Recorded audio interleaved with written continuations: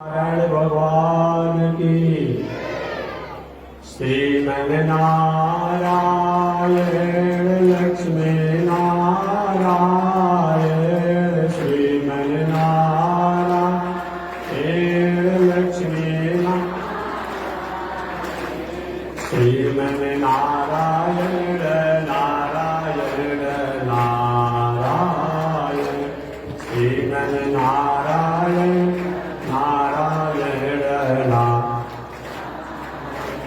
श्रीमन नारायण भवतारायण श्रीमन नारायण भवतारा लक्ष्मी नारायण नारायण नारायण लक्ष्मी नारायण नारायण नारायण श्रीमन नारायण जगमोनारायण श्रीमन नारायण जगमोनारायण लक्ष्मी नारायण नारायण नारायण लक्ष्मी नारायण नारायण नारायण श्रीमन नारायण भवतारायण श्रीमन नारायण भवतारायण लक्ष्मी नारायण नारायण नारायण लक्ष्मी नारायण नारायण नारायण बोलिए श्री लक्ष्मी नारायण भगवान की। अनंताचार्य कृपया वेदांत द्वयपारगम रामकृष्णाग्रसज भक्तम विश्वक्षेण मुनिं भजे कासायम यज्ञ सूत्रम शुचिव कुशितथा चौंड्रपुंड्रम चवाल यस्यास्ते दक्षस्ते कलिकुमति गिरीन्द्रेन्द्रवज्रं त्रिदण्डं संसाराग्नि प्रशान्त्यै वृत्तिजलममलं दारुपात्रं पवित्रं श्रीविश्वक्सेन सूरे पदकमलयुग श्रेयशीर्षं श्रयामि लक्ष्मीनाथसमारम्भा नाथयामुनिमध्यमाम् अस्मदाचार्यपर्यन्तां वन्दे गुरो परम्पराम् नारायणाय विद्महे वासुदेवाय धीमहि तन्नो विष्णु प्रचोदयात् महालक्ष्म्यै च विद्महे विष्णु पत्न्यै च धीमहि तन्नो लक्ष्मी प्रचोदयात् तन्नो लक्ष्मी प्रचोदयात्। परमाराध्य श्री लक्ष्मी नारायण भगवान नित्य वंदनीय पूज्य गुरुदेव श्री त्रिदंडी स्वामी जी महाराज के जुगल चरणों में कोटिशः नमन। भगवत भागवत आचार्य कैंकर्य पारायण महानुभाव पावन भूमि पर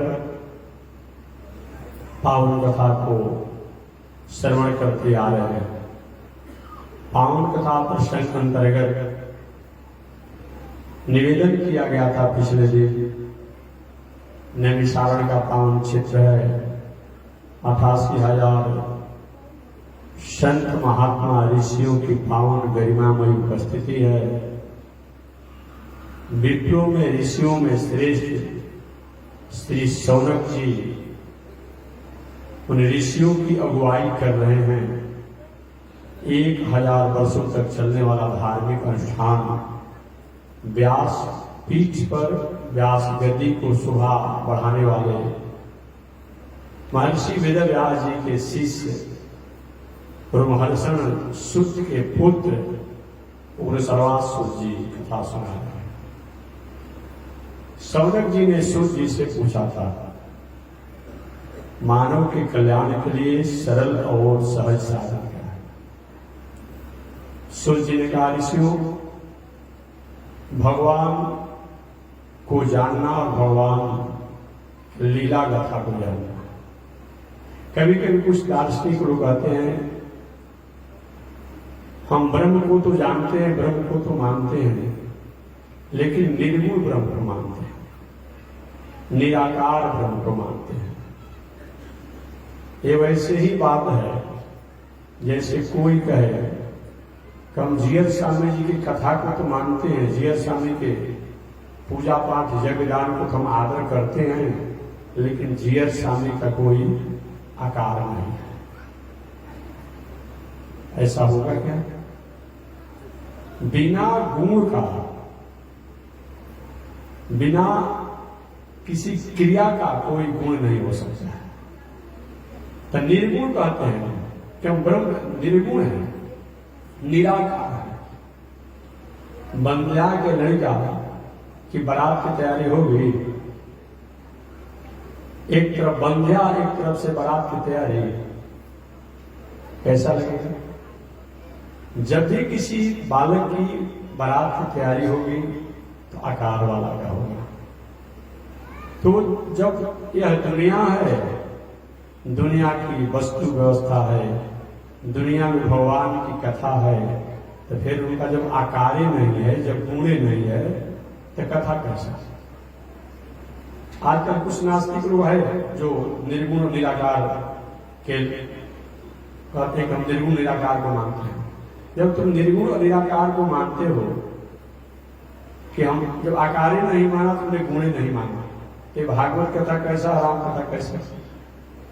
अरे भाई, भागवत कथा तो किसी आकार वाला का कथा है, राम कथा तो किसी आकार वाला का कथा ना है। जब उसका आकार ही नहीं तो फिर कैसे जाकर के गोपियों पर कृपा किया, कैसे कुब्जा पर कृपा किया, कैसे कंस को मारा, कैसे अमुक काम किया, कैसे द्वारिका बसाया? जब आकार ही नहीं है तो कहां से उसमें गुण आया, कहां से उसमें क्रिया करने की स्थिति है?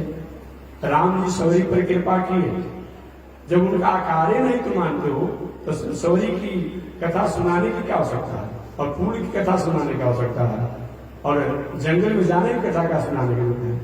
एक नया पंथ चला है, वो थोड़ा कुछ शांत हुआ है, एक नया पंथ है, वो अभी कुछ दिन अब लोग, एक बार हमको लोगों ने उन दार्शनिक का किताब दिया था पढ़ने के लिए, अब उसमें किताब में लिखा था यथार्थ है गीता। अच्छा, अभी तक जितनी भी गीताएं थी यथार्थ नहीं थी, वही अब यथार्थ है। यथार्थ गीता नाम था, नाम तो भेड़ी बहुत अच्छा दिया गया था। मैं पढ़ने लगा तो उसमें क्या लिखा था? कृष्ण कोई तत्व नहीं है, कुरुक्षेत्र कोई तत्व नहीं है, अर्जुन कोई तत्व नहीं है। अर्जुन कोई तत्व नहीं तो फिर गीता काहे को लिख दिया? तब उसमें क्या व्याख्या लिखा था कि हमारा शरीर जो है एक कुरुक्षेत्र है, शरीर में रहने वाला जो आत्मा है यही अर्जुन है, शरीर में रहने वाला जो परमात्मा जो है यही कृष्ण है। ये क्या है? ये तो समाज को, प्राणियों को समझाने के लिए है, लेकिन वो भी तो कुरुक्षेत्र है। यही मैं कहता हूं, वो इस शरीर वाले नहीं, वो प्रत्यक्ष पांडव को वह नंदन वसुदेव नंदन कृष्ण ने गीता सुनाया था। ये गीता इस शरीर और आत्मा वाला केवल नहीं था। तो गीता की कथा कहेगा, गीता पर टीका लिखेगा, ये क्या कहेगा? आकार नहीं ब्रह्म का है, गुणी ब्रह्म का नहीं है। अब उनकी बुद्धि उन्हीं के पास परमात्मा रखे, और मैं क्या कहूंगा, बहुत कुछ मैं नहीं कहूंगा। ऐसे ऐसे लोग हैं, ऐसे ऐसे लोग हैं। भगवान के अनंत अवतार हैं, उन भगवान के अनंत अवतारों में 1008 अवतार मुख्य हैं, 1008 अवतारों में 108 अवतार मुख्य हैं, 108 अवतारों में 24 अवतार मुख्य हैं, उन 24 अवतारों में 10 अवतार मुख्य हैं, उन 10 अवतारों में 4 अवतार मुख्य हैं, उन 4 अवतारों में 2 अवतार मुख्य हैं, रामावतार, कृष्ण अवतार। राम मर्यादा के अवतार, कृष्ण कृपा के अवतार। आगे शौनक जी ने पूछा, महाराज वो 24 अवतार मुख्य जो है, क्योंकि 24 अवतारों द्वारा भगवान ने जो प्राणियों का उपकार किया, प्रकृति का उपकार किया, सृष्टि का उपकार किया, और कहीं नहीं देखा जाता। तो उस अवतार में भगवान ने कौन सी लीलाएं की? तो चलिए, सबसे प्रथम अवतार सनक सनंदन सनातन सनत कुमार, ये 4 भाइयों का अवतार व्याख्या हो चुकी है। दूसरा वराह अवतार, जंगली सुअर का अवतार लेकर पृथ्वी का उद्धार किया। तीसरा नारद जी का अवतार। चौथा नर नारायण का अवतार। 5वां कपिल देव जी का अवतार। 6वां दत्तात्रेय जी का अवतार। 8वां यज्ञावतार। 8वां यज्ञावतार और 7वां यज्ञावतार। 8वां ऋषभ देव का अवतार। ऋषभ देव का अवतार। 9वां राजा पृथु का अवतार। 10वां मत्स्यावतार। 11वां कुर्मा अवतार। 12वां धन्वंतरी अवतार। 13वां मोहिनी अवतार। 14वां नरसिंहावतार। 15वां वामनावतार। 16वां परशुरामावतार। 17वां व्यास जी का अवतार। 18वां रामावतार। 19वां बलदेवावतार और 20वां कृष्णावतार। 21वां हरि अवतार। 22वां हंसावतार। 23वां बुद्धावतार और 24वां कल्कि अवतार। आज 18वें अवतार की व्याख्या करना है। श्रीमद् भागवत महापुराण में रामचरित्र केवल प्रसंगवश लिख दिया गया है। मात्र 1.5 अध्याय में राम जी का चरित्र है श्रीमद् भागवत महापुराण में। व्यास जी ने विचार किया, जब राम जी का चरित्र स्वतंत्र रूप में वाल्मीकि रामायण में लिखिए दिया गया है वाल्मीकि जी द्वारा, तो केवल एक प्रसंग बस 1.5 अध्याय में मात्र राम कथा है। 1.5 अध्याय, बाकी और कथा है। तो राम जी की बात बतानी नहीं है, राम की कथा भी बहुत देर सुनानी है। जब से इस संसार में हम जन्म लेते हैं, चाहे समर्थन के रूप में हो, चाहे विरोध के रूप में हो, चाहे समर्थक के रूप में हो, चाहे विरोधी के रूप में हो, हमें राम और कृष्ण इन दोनों के नाम सुनने को मिलता ही है। राम और कृष्ण के नामों को सुनने को मिलता ही है। कोई आस्तिकता में, कोई नास्तिकता में, चाहे वह राम का नाम लेता हो, चाहे कृष्ण का नाम लेता हो। कि राम जी कौन है, बहुत कुछ नहीं बताना है। बाद में राम जी के मूल परंपरा में बताऊंगा जब प्रसंग आएगा। पर अभी केवल संक्षिप्त में कथा निवेदन करना। भगवान श्री राम,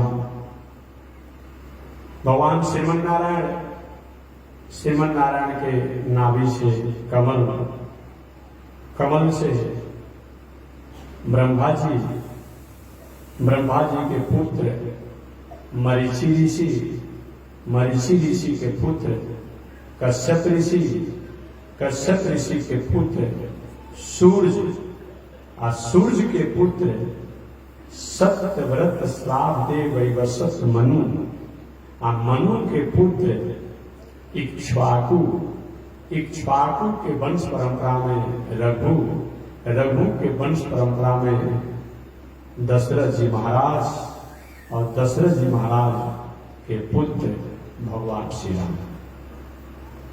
संक्षिप्त में प्रशंसा। यह भगवान श्री राम है कौन? यह भगवान श्री राम क्यों आए? आप रामचरितमानस कथा श्रवण करते हैं। नारद जी के शाप को अनुमोदन करने के लिए रामावतार भगवान को बड़ा होना पड़ा, यह आप जानते हैं। रावण द्वारा अत्याचार किया जा रहा था। न होतव्यम न दातव्यम, कोई हवन नहीं करेगा, कोई दान नहीं करेगा, कोई यज्ञ नहीं करेगा। सूर्य की ही पुत्री जिसका नाम था वेदवती, वह वेदवती हिमालय की तराई में जाकर, कंदरा में जाकर के तपस्या कर रहे थे। रावण जब अपने होती में था, जब चढ़ाव का था, तो सबको अनुशासित और दमन करने का प्रयास किया। घूमते घूमते जहां वेदवती तपस्या साधना कर रही थी, वहां गया और जाकर के वेदवती के बालों को पकड़ लिया। अरे किसकी तपस्या कर रही हो? साक्षात विष्णु नारायण मैं हूं, उसमें रामावतार हुआ नहीं, मुझको स्वीकार करो। वेदवती ने कहा मैं तो भगवान श्रीमन नारायण को अपने स्वामी, अपने पति के रूप में वर्ण करना चाहती थी, लेकिन आपने मेरी मर्यादा को भंग कर दिया, तो मैं अब इस शरीर को रखना नहीं चाहती हूं। उस वेदवती ने अपने हाथों से बालों पर प्रहार किया और बाल कट गए, टूट गए और उस रावण से अलग हुई। लेकिन मैं तुम्हारे मृत्यु का कारण बन करके रहूंगा। वही वेदवती अगले जन्म में सीता के रूप में आई। तो वेदवती के वचनों को पूरा करने के लिए भगवान को रामावतार में आना पड़ा। सीता जी की दूसरी कथा ये भी आती है कि रावण जो राजा में होते थे उसको तो मार डालता था, और जो कमजोर होते उनको अपने पक्ष में कर लेता था। और जो संत महात्मा ऋषि होते थे उनसे कहते देखो तुमको तपस्या करना है तो तपस्या करो, लेकिन मेरा टैक्स बांध दो, हमारा कर बांध दो। वही जो तपस्या साधना करने वाले ऋषि लोग होते, संत लोग होते, देवता लोग कुछ होते, ऐसे उनसे टैक्स के रूप में रक्त लेता है, रक्त खून। और खून को बटोर करके, ये भागवत में नहीं है, वाल्मीकि रामायण में नहीं है, मानस में नहीं है, अनंत शास्त्र में, खून को संग्रह करके वो लंकेश रावण रखा हुआ था कि अधिक से अधिक ऋषियों का, तपस्वियों का, देवताओं का जब खून संग्रह हो जाएगा तो मैं पान करूंगा। लेकिन इनके द्वारा तपस्या साधना करने से खून में शक्ति होगी, एनर्जी होगी।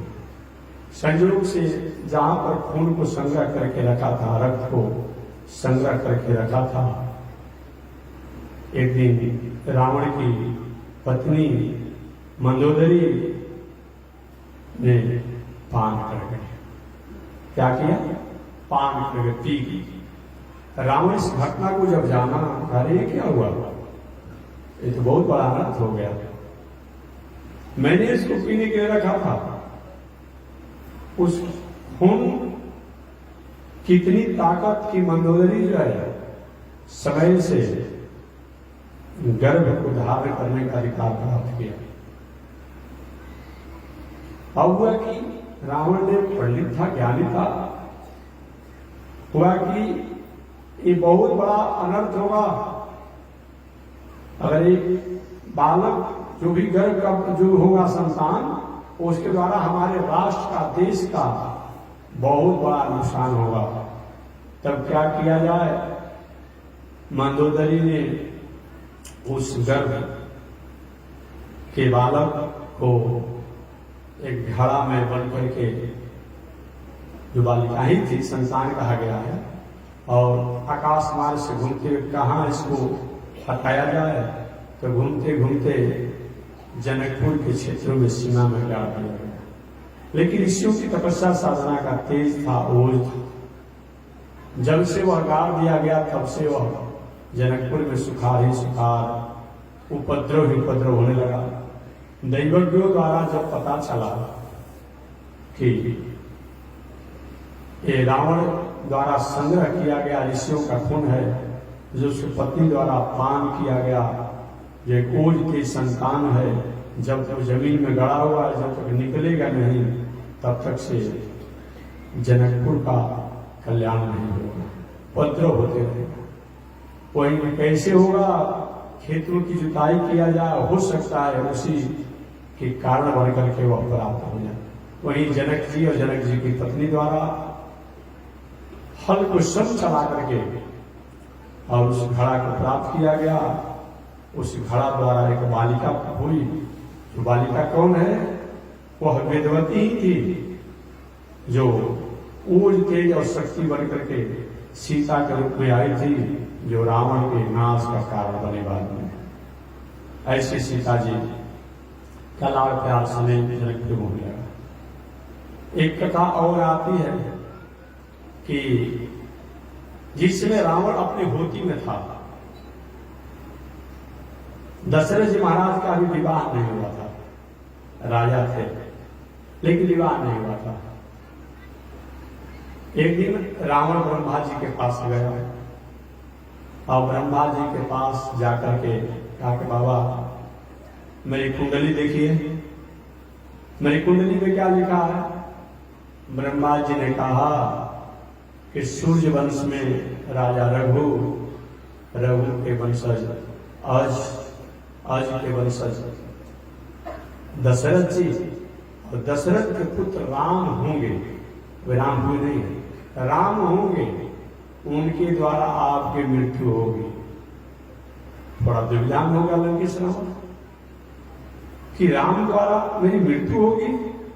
ऐसा किया जाए कि न दशरथ को रहने दे, न दशरथ रहेंगे, न उनके द्वारा कोई संतान होगा। समय अपने कार्यों में लगा रहा, समय बीते चला गया। संयोग से कुछ समय के बाद दशरथ जी का विवाह कौशल नरेश जी के यहाँ तय हो गया था। प्रथम विवाह कौशल नरेश के यहाँ तय हो गया था। जिस दिन बारात की तैयारी थी, दशरथ जी महाराज बारात को लेकर के और कौशल नरेश के यहाँ लेकर जा रहे थे। पहले के जमाने में रोड की व्यवस्था तो थी नहीं, तो नौका यात्रा, आज भी गंगा किनारे के लोग कहीं जाना आना होता है अपने हित यात्रा के उस पार, तो नौका की यात्रा करते। जो आज भी बाढ़ का समय है, सारा रोड जब जल से डूब जाता है तो नौका द्वारा ही आज भी लोग बहुत दिनचर्या करते हैं। तो नौका द्वारा ही बारात की तैयारी की गई। एक नौका पर दशरथ जी और वशिष्ठ जी बैठे थे। नौका पर अलग अलग नौकाओं पर और लोग थे, लेकिन एक नौका पर दशरथ जी और वशिष्ठ जी थे। कौशलपुर के लिए बारात की तैयारी हो गई दशरथ जी महाराज जी। इधर लंकेश रावण ने अपनी माया द्वारा कौशल नरेश के यहाँ और दशरथ जी की जो बारात जा रही थी, बड़े जोरों से आंधी तूफान किया अपने माया द्वारा। और माया द्वारा आंधी तूफान जब किया तो इसे दशरथ जी महाराज और वशिष्ठ जी, ये दोनों जो है नौका उलट गई और नदी में बहते हुए जा रहे हैं। इधर कौशल्या को अपहरण कर लिया लंकेश रावण ने।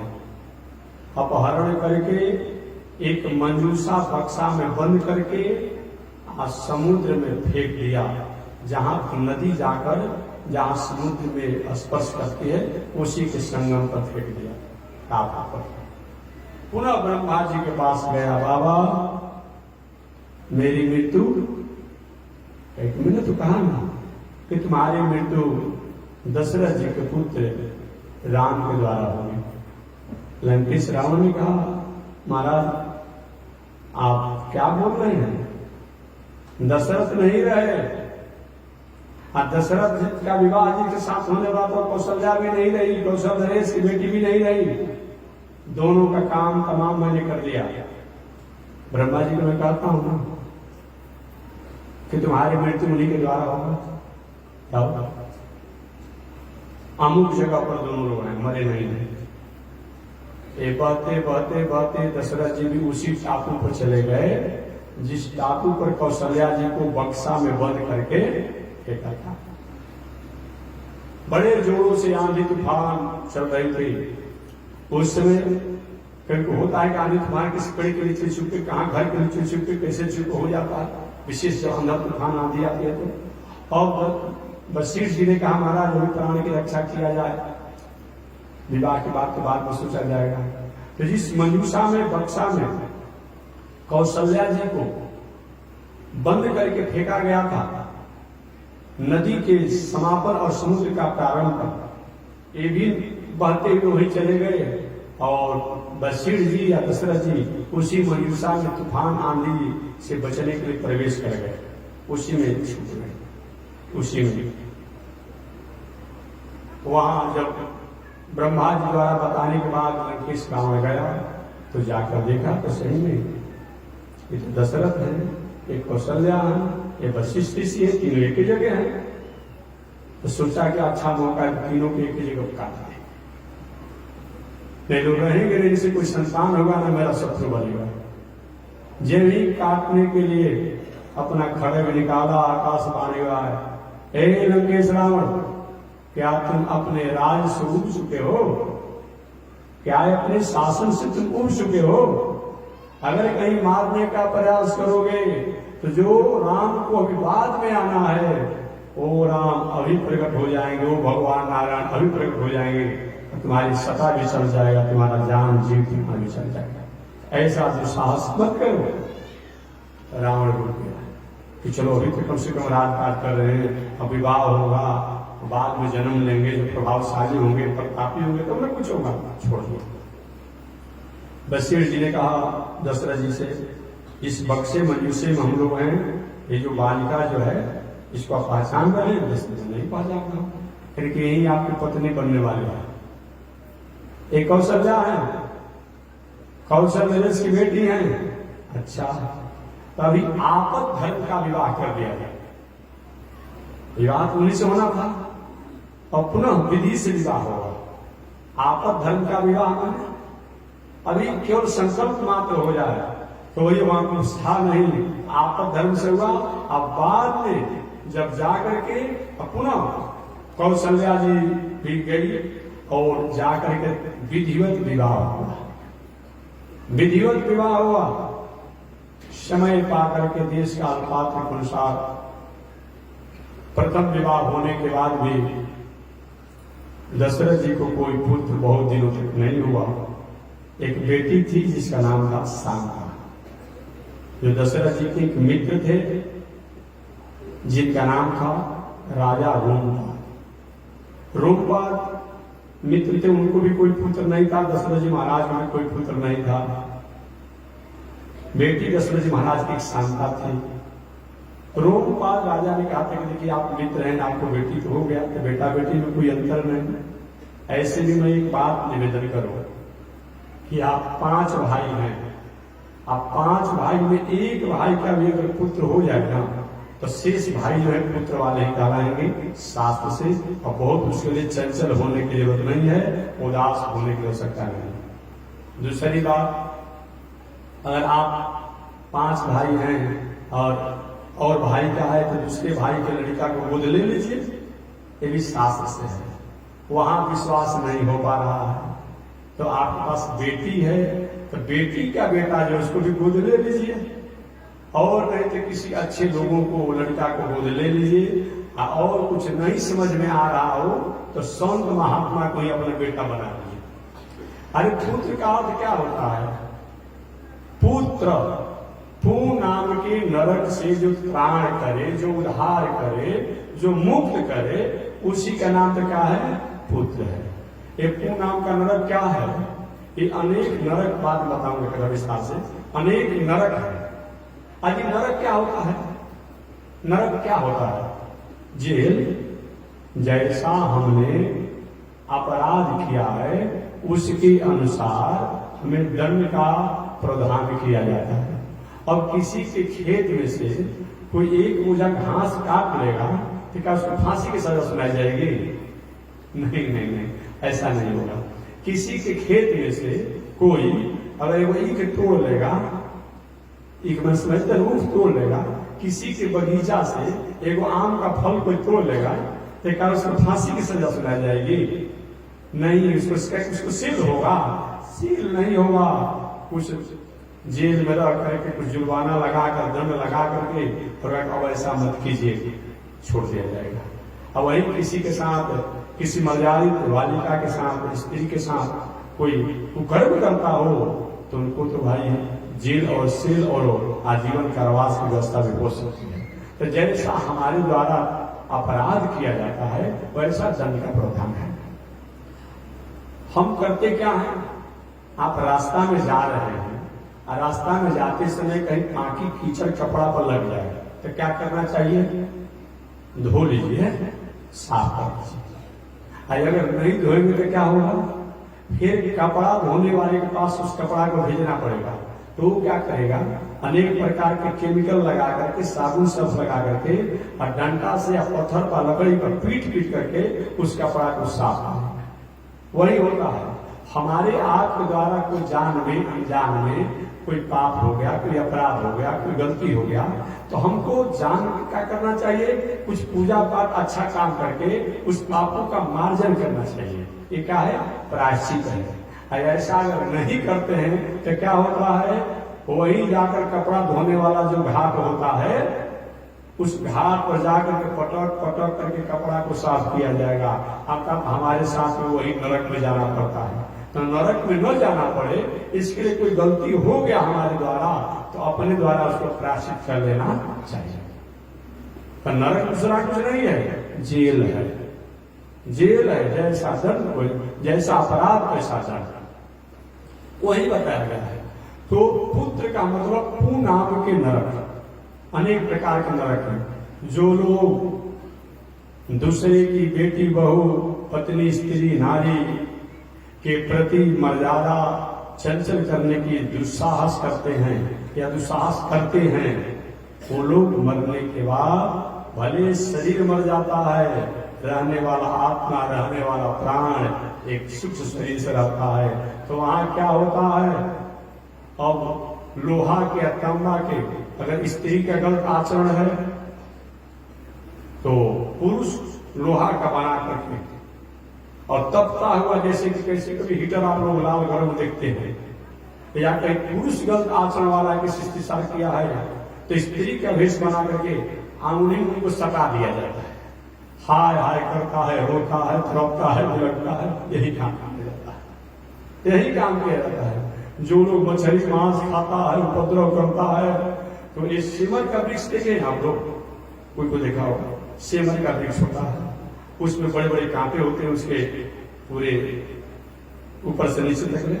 तो वैसे ही वहां पर सेमर का वृक्ष जैसा होता है। अब उसी में जो व्यक्ति मछली मांस शराब ताड़ी दारू खाता है, अब क्या होता है? उसी में बांध दिया जाता है। अब वहां के अधिकारी जो होते हैं पैर पैर खींचता है, पूरा शरीर फाड़ करके ठीक ठाक हो जाता है, हाय हाय करते रहते हैं।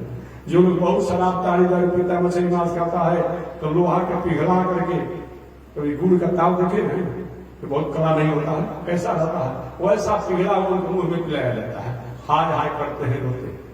तो जो हमने किया है वह प्राप्त करता है। यहाँ तो हो सकता है कि बेलर साहब किसी के बन जाने से रिहा भी हो सकते हैं, लेकिन वहां जो चित्रकूट का ऑटोमेटिक सीसी मशीन लगा हुआ है, सीसीटीवी जो लगा हुआ है, वो कहीं बिगड़ता नहीं है। जान लीजिए यहाँ तो कहीं कहीं हम लोग इधर उधर कर देते हैं, लेकिन जो चित्रगुप्त का जो सीसीटीवी लगा रहता है, चित्र विचित्र के, चाहे अनहारा कोठरी में कोई काम करे, व प्रकाश में करे, व अकेले में करे, व दुकेले में करे, तो सब ऑटोमेटिक सब खींचा रहता है, सब पिक्चर रहता है। जब कोई नहीं मानता है वही पिक्चर दिखा करके उनको दंड का प्रावधान किया जाता है। नरक, ऐसे नरकों में जो व्यक्ति वेश्यावृत्ति, रंगबाजी, दूसरों को कष्ट देना, अनेक प्रकार काम करता है, तो उनको पीप का एक कुंड होता है, पोखरा होता है, और उसी पीप के कुंड में उनको डुबा दिया जाता है। कीटाणु रहते हैं, अब उस बेचैन हो जाता है गंध से, दुर्गंध से, अब हमें निकालिए निकालिए। वैसे ये अनेक प्रकार के जो नरक होते हैं, उन नरकों से जो उद्धार करता है उन्हीं का नाम पुत्र है। तो तो जिनको पुत्र हो जाते हैं उनको उस पीप वाला नरक में नहीं जाना पड़ता है।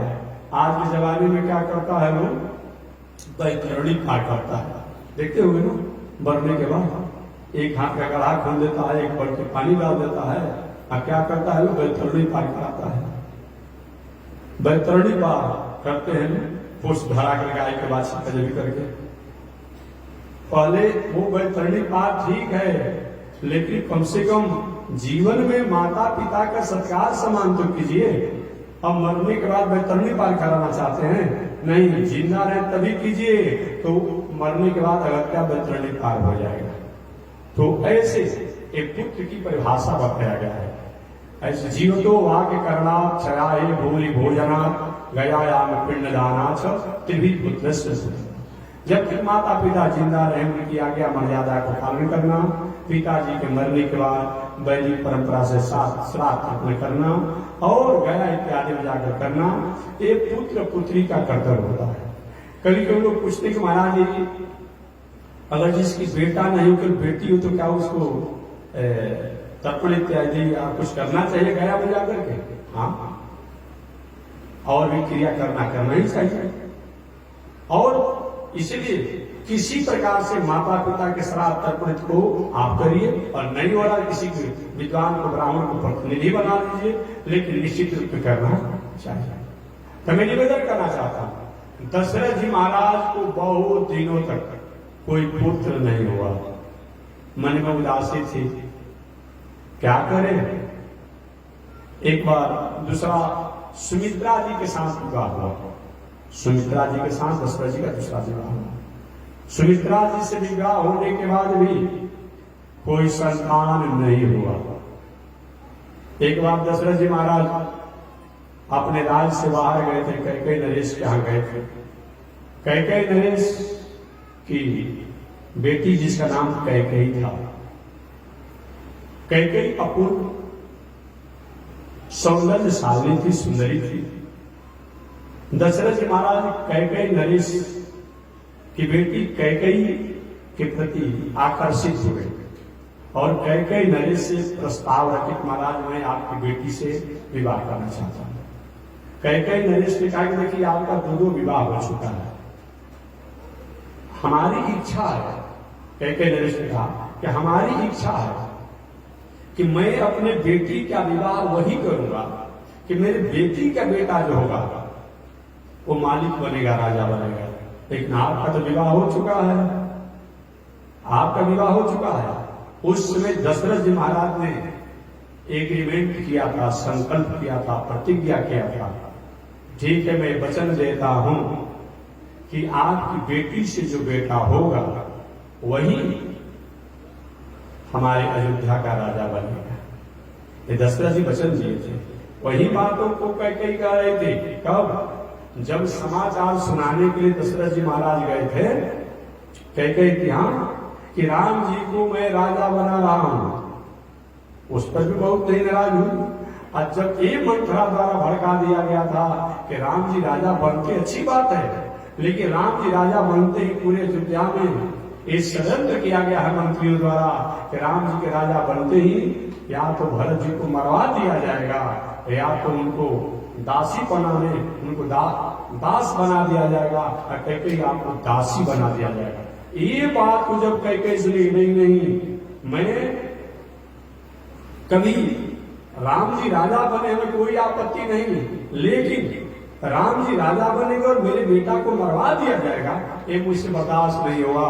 वही कैकेयी जो है और नागिन जैसा फुफकार करने लगे। कैकेयी उस समय बोल रहे थे महाराज ये मैं कहीं बाजार से खरीद कर आए हूं क्या? हम किसी बाजार से खरीद कर आए हैं? मेरे पिताजी ने आपसे विवाह नहीं करना चाहते थे, लेकिन आपकी भावनाओं को आदर करते हुए मेरे पिता ने सशक्त विवाह किया। तो सत्य में क्या था कि मेरे द्वारा जो पुत्र होंगे वही राजा बनेंगे। तो आज राजा अगर भरत को बनाया जा रहा है तो आप क्यों उदास हो गए, क्यों उदास हैं? दशरथ जी ने कहा देवी ठीक है, इस बात को हम मान लिया, मान लिया कि मैंने वचन दिया था। वचन दिया था चलो भरत को ही राजा बनाया जाएगा, लेकिन दूसरा वरदान तुमने जो मांगा है ना, इस वरदान को वापस ले लो। वह कौन? कि राम को वनवास ये वापस ले लो। भरत को राजा बना दो, कोई आपत्ति नहीं है, लेकिन राम को वनवास का वरदान जो तुमने मांगा है ना, इसको वापस ले लो। कई ने कहा कि नहीं ऐसा नहीं होगा, अगर वरदान देना है तो तुम दीजिए, नहीं तो कलम खोल लीजिए। अच्छा, एक बात मैं आपसे एक दार्शनिक विचार करना चाहता हूं। तो क्या कैकेयी द्वारा कैकेयी नरेश द्वारा जो सत्य किया गया था कि कैकेयी का पुत्र जो होगा वही अयोध्या का राजा होगा, ये दशरथ जी महाराज ने वचन दिया था। तो क्या ये नियम के अनुसार कैकेयी ने वरदान मांगा तो ठीक है? नहीं ठीक है। आप पूछेंगे क्यों नहीं ठीक है? आप पूछ सकते क्यों नहीं ठीक है? इसीलिए ठीक नहीं है कि अगर दशरथ जी और कैकेयी के वैवाहिक मर्यादा के मंगल जीवन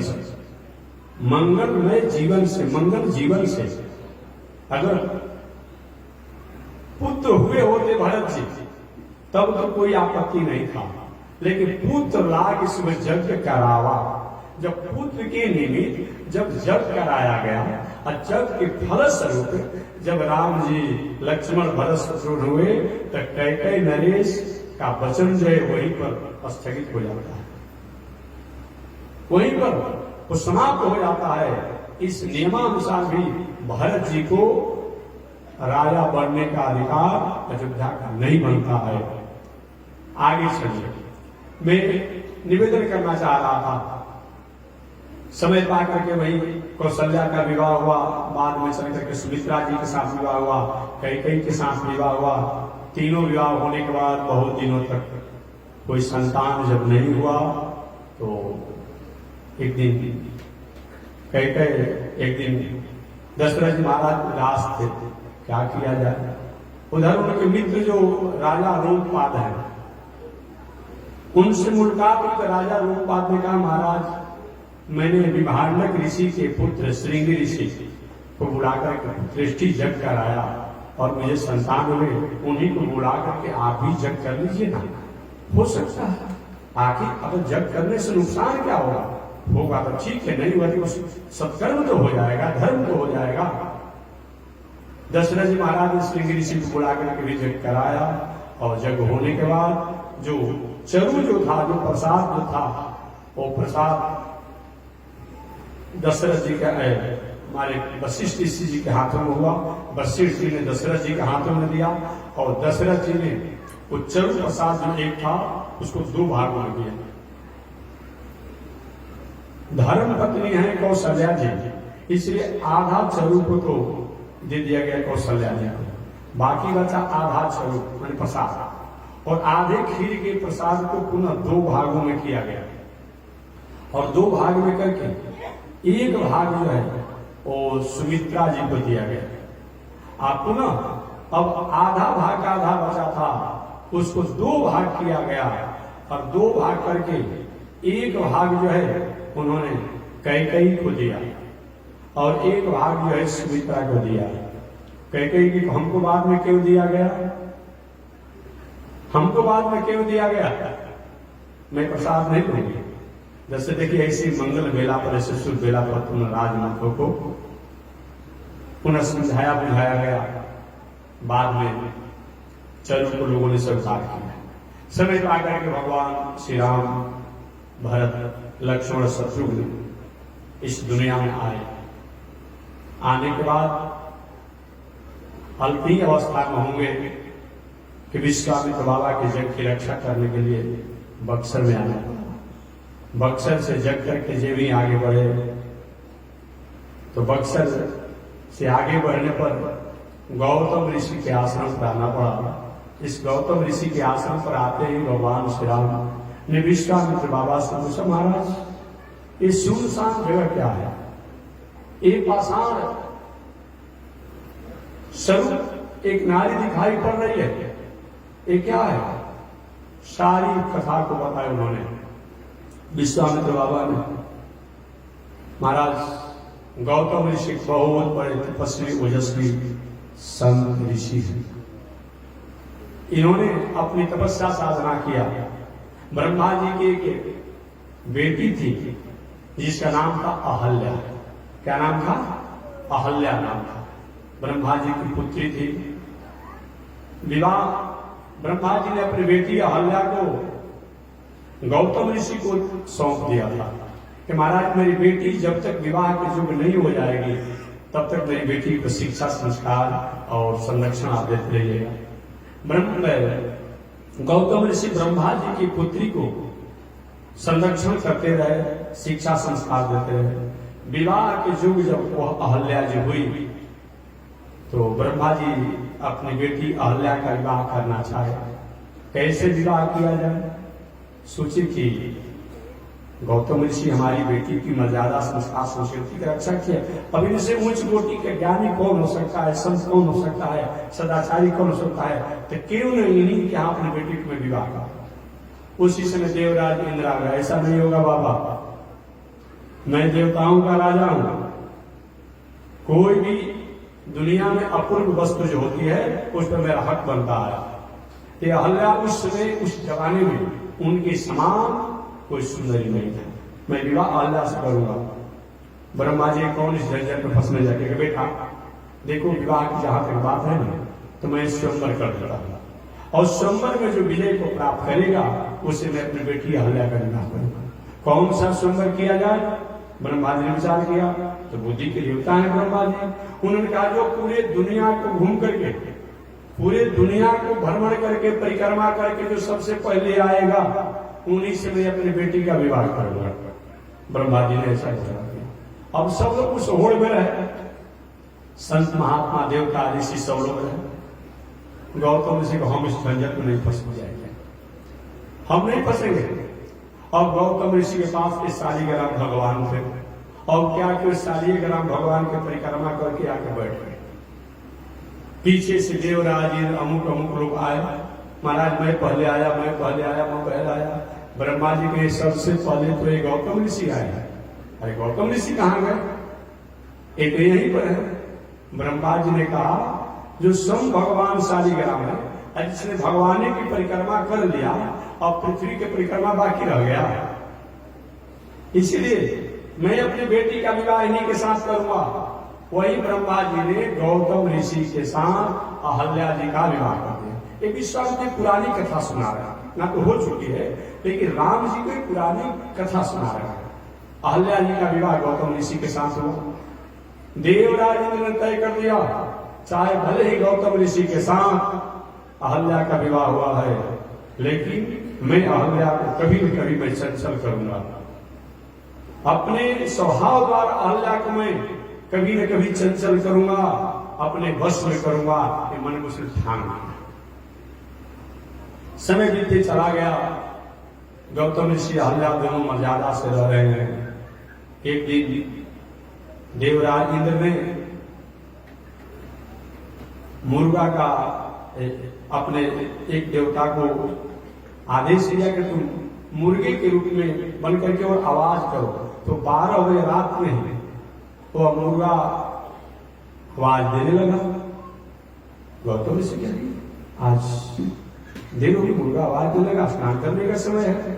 और वो क्या कि 12 रात नहीं बज रहे थे। गौतम ऋषि अब उस आवाज के कारण चले गए गंगा तट पर स्नान ध्यान करने के लिए। वहां जब गए थे गंगा जी सब साधक थे ना, इस अर्धरात्रि में आपको कैसे आना हुआ? अभी प्रातः काल नहीं हुआ है, ये तो अर्धरात्रि है। आपके साथ कोई न कोई धोखा हो रहा है, आप जल्दी अपने आश्रम पर लौटिए। गौतम ऋषि अपने आश्रम पर लौटे। इधर देवराज इंद्र जो है गौतम ऋषि का भेष बना करके और अहल्या के पास आया। मानस में तो नहीं है, लेकिन वाल्मीकि रामायण में है कि अहल्या जी देवराज इंद्र को पहचान गई। ऐसी बात नहीं कि नहीं पहचाना। आज की साधारण स्त्रियां अपने पति को पहचान जाती है, अहल्या जैसी नारी अपने पति को नहीं पहचान पाई। लेकिन देवराज इंद्र भी अपूर्व सुंदर, अहल्या जी भी अपूर्व सुंदरी। देवराज इंद्र के स्वरूप को देखकर कौतूहल बस देखने लगे, कितना सुंदर है, कितना अपूर्व सुंदरता है। उसी समय संयोग से गौतम ऋषि भी आगे बढ़े। ये दो गौतम कहां से के आश्रम में आ गया। और जब ध्यान हुआ, अच्छा ये तो देवराज इंद्र है, मेरा वेश बनाया है। देवराज इंद्र को गौतम ऋषि ने श्राप दिया है। देवराज इंद्र ऊंच स्थान तुम्हारा है, देवताओं के राजा हो, और दूसरे की नारी को, दूसरे के बहू को, दूसरे की बेटी को तुम चंचल करते हो मर्यादा को, तो जाओ तुमको मैं साथ देता हूं कि तुम्हारे शरीर में 1000 छेद हो जाए। जहां देखिए 1000 छेद हो जाए चारों तरफ, आंख से लेकर 1000 छेद, 1000 छेद हो जाए, और जाओ निस्तेज हो जाओ। इसीलिए ब्रह्म हत्या का दोष जैसा दोष देवराज ने लगा, तुम्हारा स्वरूप जो है निस्तेज हो जाए। साफ लगा देवराज इंद्र के पूरे शरीर से इंद्र को 1000 सहस्त्र छेद वाले भी कहा जाता है। इधर अहल्या ने तुम मेरी पत्नी होकर के, ब्रह्मा की बेटी होकर के, और तुम्हारी बुद्धि मारी गई, तुम्हारी बुद्धि पत्थर जैसा हो गया, तो जाओ तुम पाषाण सदृश हो जाओ। रही स्त्री रूपी, लेकिन पाषाण रूप की बस खड़ी की खड़ी रह गई। बहुत ही जैसे कोई व्यक्ति जब कोमा में हो जाता है तो शरीर तो रहता है, लेकिन शरीर कुछ कर नहीं पाता है। पाषाण रूप में तुम हो जाओ, पाषाण थी नहीं, पाषाण रूपक हो जाओ। वही अहल्या जी वही खड़ी खड़ी। गौतम ऋषि के इस आश्रम में नहीं रहे, और आश्रम को त्याग करके गौतम ऋषि वहां से चले गए। तो वही विश्वामित्र बाबा जी कहते हैं कि हे राम, वही गौतम ऋषि का आश्रम है जो आज जो उदास देख रहे हैं। किसी एक समय में यहाँ गौतम ऋषि तपस्या करते थे, और यह आश्रम जो है अपूर्व नैसर्गिक छटा से सुंदरता को प्राप्त करता था। और ये पाषाण की बारे बात की, ये पाषाण नहीं, ये गौतम ऋषि की ये पत्नी अहल्या है। विश्वामित्र बाबा ने कहा उद्धार कर दीजिए, कृपा कर दीजिए।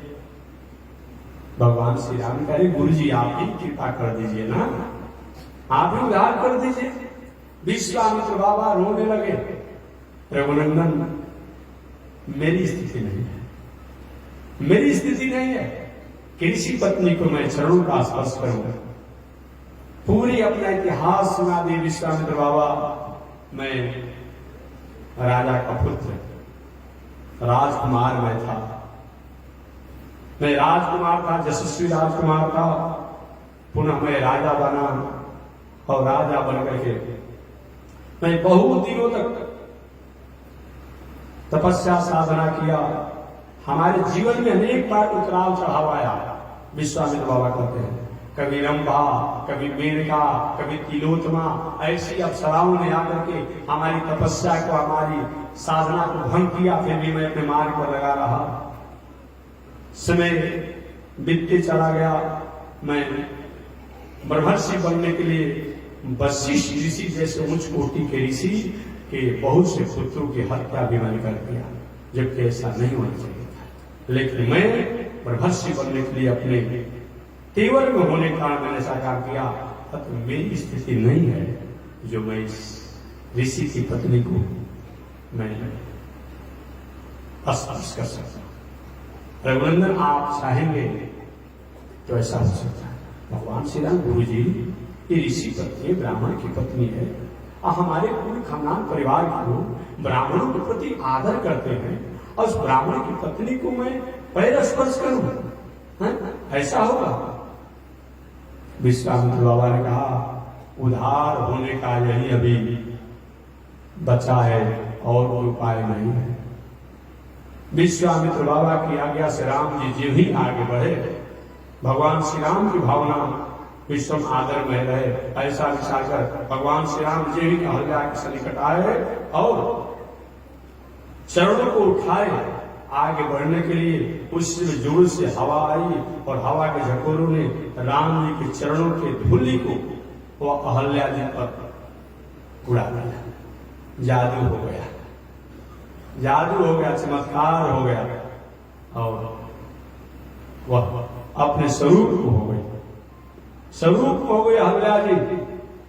जब अपने स्वरूप में हो गई तो अहल्या जी ने राम जी को स्तुति किया और स्तुति करते हुए हे प्रभु मैं नारी अपावन है जग पावन, मैं नारी अपावन हूं और है जग पावन, और आप जग को पालन करने वाले हैं।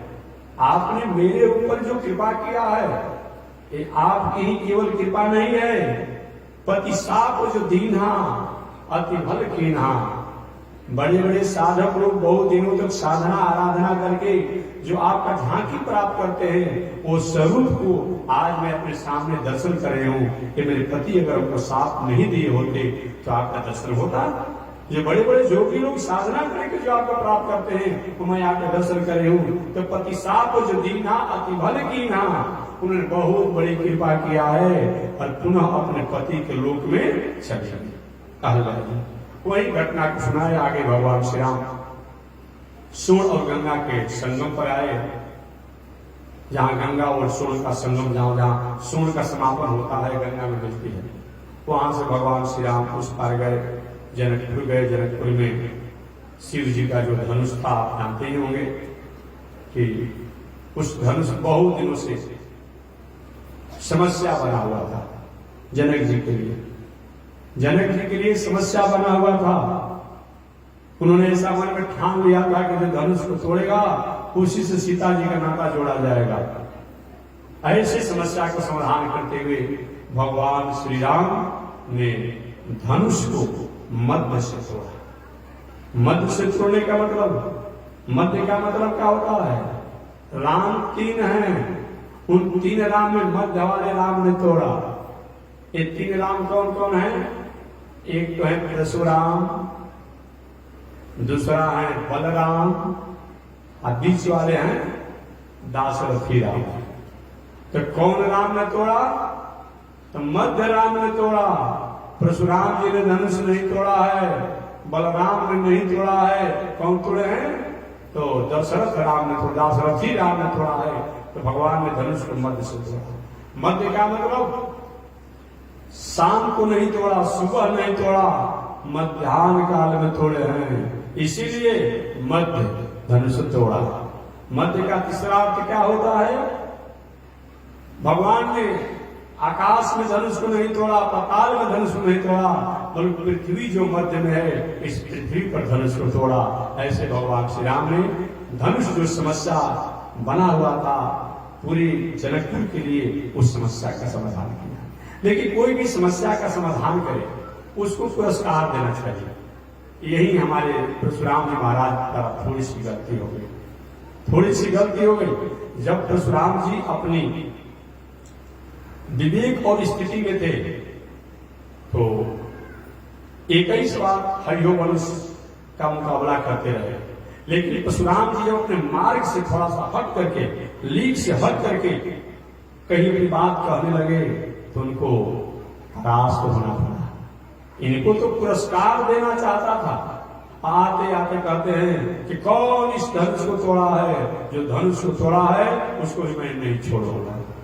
लक्ष्मण जी से थोड़ा सा टकराहट हुआ, जानते हैं कथा के माध्यम से। लक्ष्मण जी रहे बाबा जब से आए हैं बोल रहे हैं, क्या बोल रहे हैं? क्या बोल रहे हैं? तो तुम पता नहीं मैं क्या बोल रहा हूं? तो बोलिए, इस धनुष को कौन तोड़ा है?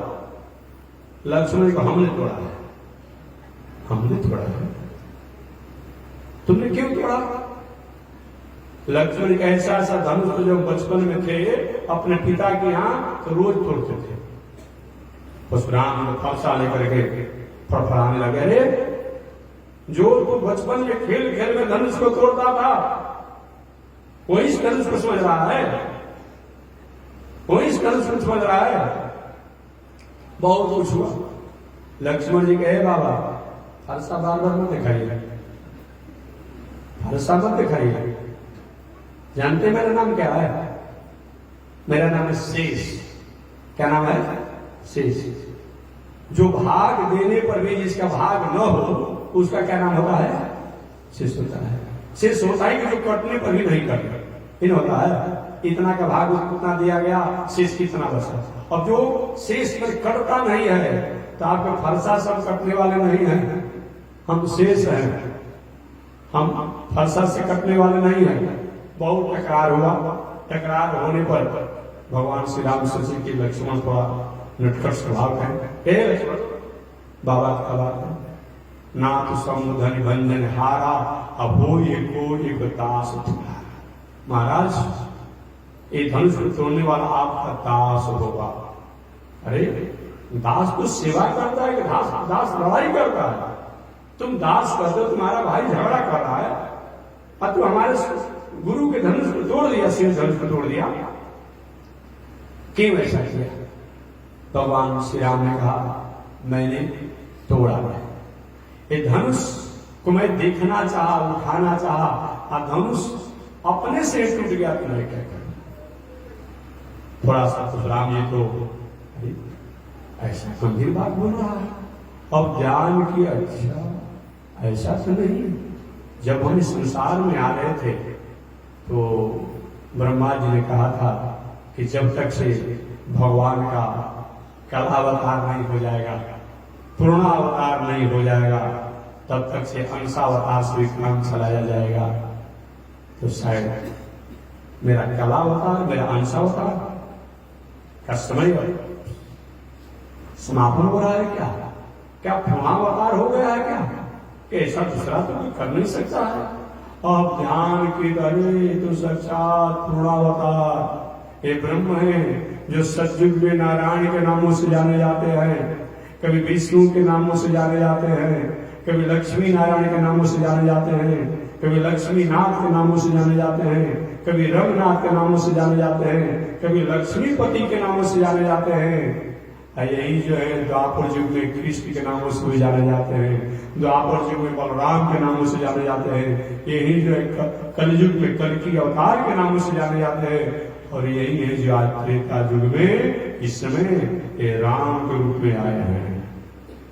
ये कैसे समझा जाए कि वही भगवान नारायण है, ये राम रूप में आए हैं? ये ठीक है, जब उस धनुष को आपने तोड़ दिया है, इस धनुष को भी तोड़िए। अपना परशुराम जी ने धनुष दिया, दीजिए, चढ़ा दीजिए आपको प्रशंसा को। और जे भी परशुराम जी ने धनुष को अपना दिया, राम जी के हाथ में आते ही वो धनुष अपने से चढ़ गया। परशुराम जी का अहंकार विस्मय में हो गया, विस्मय में हो गया, और समझ गए अब बस हो गया काम। प्रभु आप धर्म की रक्षा करें, पृथ्वी को धर्म पर स्थापित करें, और मैं चला तपस्या साधना करने के लिए। वही परशुराम जी पुनः तपस्या करने के लिए भगवान श्री राम ने धनुष भंग के बाद सीता जी के साथ उनका वैवाहिक मर्यादा हुआ, और उनके भाइयों का भी मर्यादा से विवाह हुआ। दशरथ हमारे जनक जी की और बेटियों के साथ समय अनुसार भगवान श्री राम अयोध्या में आए। कुछ ही काल तक अयोध्या में रहे थे कि मंथरा के षड्यंत्र से कैकेयी ने भगवान श्री राम को जंगल में भेजा। भगवान श्री राम 14 वर्षों तक जंगल में घूमते घूमते घूमते रहे। दुराधर्ष रावण जैसे राक्षस का वध किया, और रावण जैसे राक्षस को वध करने के बाद पुनः लंकापुरी के राजा विभीषण को बनाए, और किष्किंधा के राजा सुग्रीव को बनाए। भगवान लौट करके अयोध्या में आए, अयोध्या में आकर के और भगवान पुनः राजकाज की व्यवस्था को किए, भरत को आनंदित किए। इस साथ भगवान श्री राम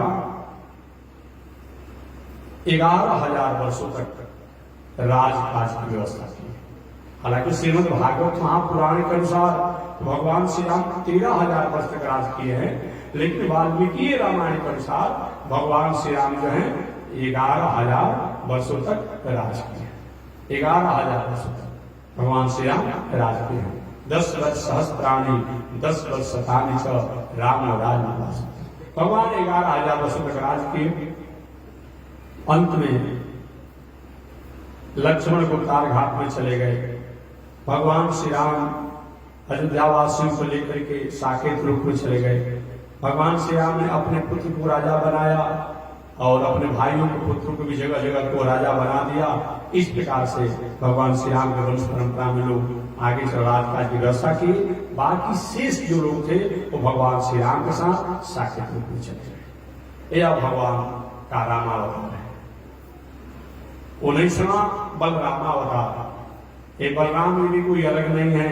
आदौ जगदाधार तदनु सुमित्रा नंदन वेश तदुपरि धृत मुसल विशेष तदनंतर महोदय। आदौ जगदाधार, सतयुग में शेष जी, त्रेता युग में लक्ष्मण जी, द्वापर युग में बलराम जी, और कलयुग में रामानुजाचार्य के रूप में भगवान अवतार लेते हैं। इसलिए कभी गुरु बड़ा हो जाते हैं, कभी आचार्य बड़ा हो जाते हैं, कभी आचार्य बड़ा होते हैं, कभी गुरु बड़ा होते हैं। यथा देवी तथा गुरु। आचार्य जो ब्रह्मणो मूर्ति, आचार्य अभिमान एवं कारक। इसलिए आचार्य कभी मर्यादा की स्थापना करने के लिए आ जाते हैं, कि भगवान से उस मर्यादा को पालन कराने के लिए आ जाते हैं। ऐसे भगवान बलराम जी इस संसार में आए और आकर के जो भी उस द्वापर युग में उस समय के कालीन समकालीन समयकालीन जो राक्षस थे, उन राक्षसों पर अनुशासन किए, दंड दिए और सत्य धर्म की स्थापना किए अपने भाई कृष्ण के साथ, और पुनः अपने लोक में चले गए। भगवान का कोई कृष्ण भगवान की कथा विस्तार से बाद में आएगी, तभी संक्षिप्त सुना रहे हैं। भगवान श्री कृष्ण 21वां अवतार कृष्ण का अवतार है। कृष्ण का अवतार ही कृपा का अवतार है। खास कृष्ण अगर नहीं होते तो दुनिया में जो लोगों के पास भक्ति जो था वो भक्ति ग्रंथ में रह जाती, अपने हृदय में रहती। भक्ति को संसार में प्रैक्टिकल रूप में स्थापित करने का काम किया है भगवान श्री कृष्ण ने किया है। ऐसा कृष्णावतार होकर के जब से जन्म लिए और अंतिम दिन तक दुष्टों को राक्षसों को अनुशासित करते हुए और धर्म की स्थापना करते रहे, संत महात्मा पर कृपा करते रहे। भगवान का 21वां अवतार हरि का अवतार। इस हरि के अवतार के द्वारा भगवान ने गजेंद्र की रक्षा किया। जो गज और ग्राह की लड़ाई हुई, उस गज ग्राह की लड़ाई में हरि का अवतार लेकर के भगवान ने गजेंद्र की रक्षा किया और ग्राह किया। भगवान का 22वां अवतार जो है हंसा अवतार, जिसमें 7000 बाल खिल्या ऋषि लोग इतने घोर अनुष्ठान व्रत तपस्या में लगे रहे, ऐसे लगे रहे कि तपस्या करने के कारण अब ये लोग एक बार जा रहे थे रास्ते में, और गाय का खूर था, उसमें पानी था, इतने कमजोर हो गए थे उसको गाय के खूर में जो पानी भरा हुआ था उसको लांघने में उसको पार कर नहीं पाए और वही गिर गए। उसी समय हंसावतार भगवान प्रकट होकर के और उनको आत्मज्ञान आत्मोपदेश दिए। ये भगवान के हंसावतार है। भगवान का 23वां अवतार बुद्धावतार, जो एक गौतम बुद्ध है। इन गौतम बुद्ध से पहले एक गौतम बुद्ध जो है, जो इन गौतम बुद्ध से पहले भगवान का बुद्धावतार हुआ, और बुद्धावतार होकर वह बुद्धावतार भगवान लेकर के सत्य, दया, परोपकार, परमार्थ की स्थापना किया। जो वेद से विरुद्ध होकर के, जो कई हिंसा को ही अपना जीवन की एक बहुत बड़ा दिनचर्या बना लिए थे, जो तामसिक वृत्तियों को, तामसिक यजन को, तामसिक पूजन को जो अपने जीवन का दिनचर्या बना लिए थे, ऐसे हिंसात्मक तामसिक राजसिक यजन पूजन पर जो रोक लगा करके और सत्य पर अहिंसा व्रत का संदेश दिए, ऐसे एक बुद्धावतार 23वां अवतार है, जो गौतम बुद्ध से बहुत पहले एक बुद्धावतार हुआ है। भगवान का 24वां अवतार कल्कि अवतार, ये अभी होगा। कहाँ होगा? उत्तर प्रदेश के मुरादाबाद जिला के संबलपुर ग्राम में विष्णु जस ब्राह्मण के यहाँ उनकी बेटी से एक कल्कि अवतार होगा। अभी नहीं, अभी कल्कि अवतार में दे रहे। कब होगा? मात्र जब कलयुग 8000 वर्ष बाकी रहेगा, अभी नहीं। अभी कलयुग कितना आयु है? 4 32,000 वर्ष में से 6,000 वर्ष निकाल लीजिए। 4,32,000 वर्ष कलयुग की आयु है। उस कलयुग की आयु में से 6,000 वर्ष अभी बीता है, तो 6,000 वर्ष निकाल लीजिए 32 वर्ष में से। उतना वर्ष अभी बाकी है, मात्र 8,000 वर्ष कलयुग बाकी रहेगा। तब कल की अवतार उत्तर प्रदेश के मुरादाबाद जिला के संबलपुर ग्राम में विष्णु जस ब्राह्मण की यहाँ कुमारी कन्या द्वारा होगा। कब कल की अवतार होगा? जब चौक चौराहे पर लोगों का आचरण पशु के समान हो जाएगा। अभी तो थोड़ा मर्यादा है ना, ये बहन है, बेटी है, माता है, फुआ है, चाची है, थोड़ा सा लोग चंचल हो गए हैं आज भी लोग, लेकिन बहुत मर्यादा है। जब चौक चौराहे पर लोगों का आचरण पशुवत हो जाएगा, जैसे कभी अपने पिता को देखा होगा, पशुओं को देखा होगा, वो समझता है कौन हमारी माता है, कौन हमारी बेटी है, कौन हमारी बहन है, कौन हमारी फुआ है, वो समझता है कौन हमारी दादी है। पशु नहीं समझते, कुत्ता नहीं समझते हैं, वो उसी के साथ भोग करता है। जब चौक चौराहे पर ऐसा आचरण मनुष्यों का हो जाएगा, मनुष्य की औसत आयु जो है 40 वर्ष के भीतर हो जाएगी। क्या 20 वर्ष का? 20 वर्ष से 40 वर्ष के भीतर औसत आयु हो जाएगी। जो 40 वर्ष जी जाएगा उसको परम आयु वाला माना जाएगा। जो 20 वर्ष जी जाएगा परम आयु वाला माना जाएगा। लड़का जन्म लेते ही अब 1-2 वर्ष की प्रतीक्षा नहीं करना पड़ेगा। लड़का जन्म लेगा और साल भर के भीतर ही अभी आज ये मैंने देखा एक लड़का था, अभी 1.5 वर्ष का नहीं था, 15 महीना का था, आया था सुबह। अब बताइए, पहले के लड़का 2-2 वर्ष तक ले भगई पहन करके और अपने माता के आंचल में खेलता था। वो लड़का अब देख रहे थे, छोटा लड़का तो समझिए 15 महीने का लड़का कितना होगा। सुबह में आया था अपने माता पिता के साथ, बाबा जी का था। अब देखे कि मोबाइल पकड़ करके, अब बताइए कुछ नहीं बुझा रहा उसको, एक पूर्वी बस। अब बताइए इतना तेज हो जाएगा लड़का, इतना तेज हो जाएगा। अब 1 वर्ष के लड़का तो ज्ञानी बन जाएगा, तेज हो जाएगा। तो जब 20 वर्ष रहना है, उसी के अनुसार में सब काम करना है, तो 20 से 40 वर्ष की औसत आयु हो जाएगी। और धन होगा, लेकिन धन होने के बाद घर में संस नहीं रहेगा। कोई भी व्यक्ति स्वस्थ प्राय नहीं रहेंगे, आपस में कलह रहेगा।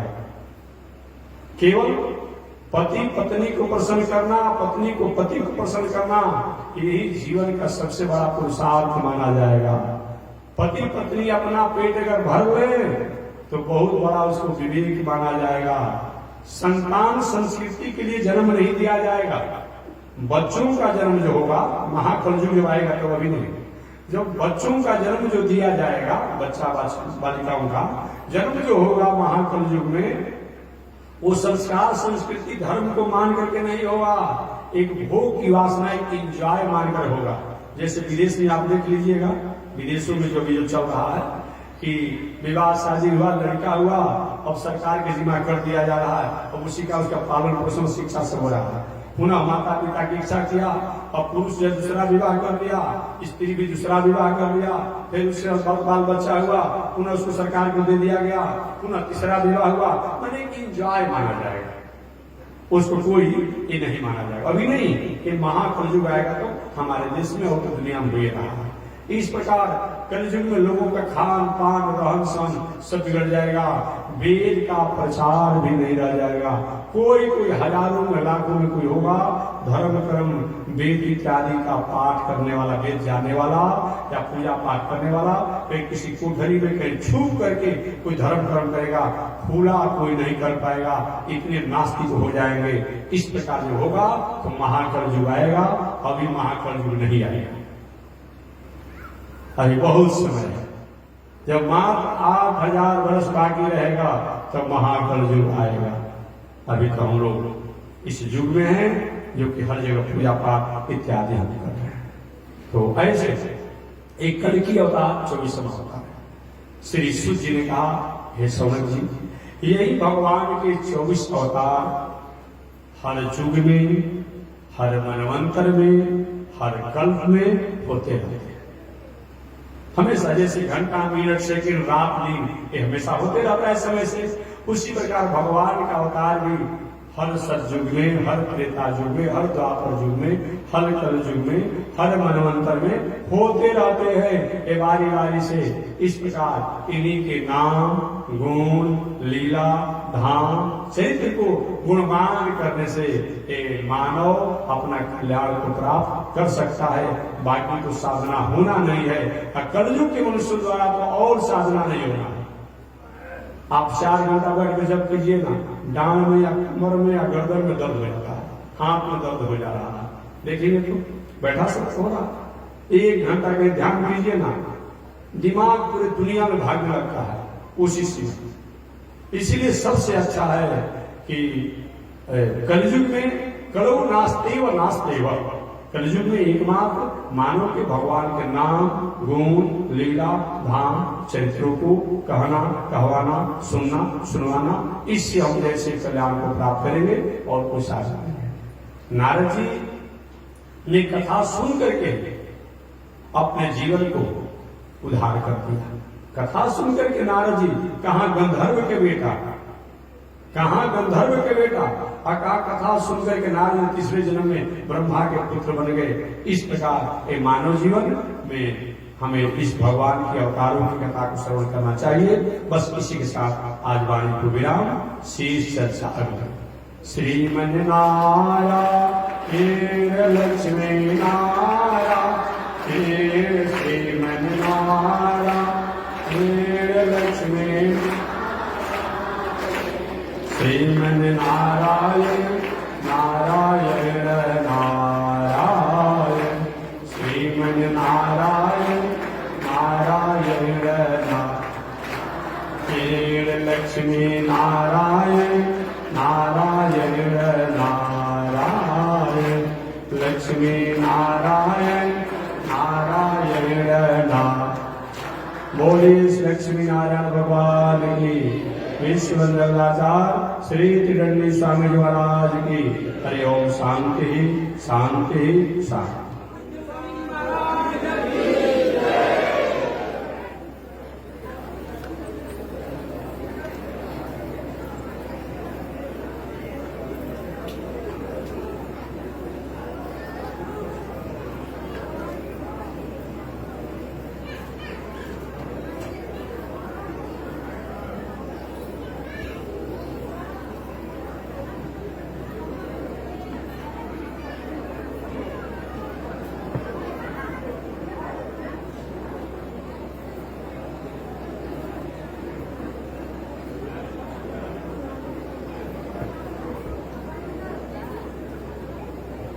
ओम चंद्रमा मनसो जातः चक्षो सूर्यो अजायत श्रोत्राद्वायुषप्राणसमुखा दग्निरजायत श्रीसुते लक्ष्मी सवद्व्यावहोरात्रे पार्श्वे नक्षत्राणि रूपमस्मिनो व्यातं ईश्वरे घाण मोमयि घाण सर्वलोकं मयि घाण कासायं यज्ञसूत्रं शुचिवपुषि तथा छोटपुण्ड्रं च वाले यस्यास्ते दक्षहस्ते कलिकुमतिगिरीन्द्रेन्द्रवज्रं त्रिदण्डं संसाराग्नि प्रशान्त्यै मृतजलममलं दारुपात्रं पवित्रं श्रीविश्वक्सेन सूरे पदकमलयुगं श्रेयसे संश्रयामि अमर्यादसूत्रस् चलमतिरसोया प्रसवभो कृतज्ञो दूरमाणि स्मर परवशो वञ्चनवर निशंसा पापेश कथमामितो दुर्गजलदे प्रपारादूत्रेण तव परिचरेयं चरणयो। लक्ष्मी नारायण भगवान की, ईश्वर जगदाचार श्री त्रिदंडी स्वामी महाराज की। हरि ओम। शांति शांति शांति।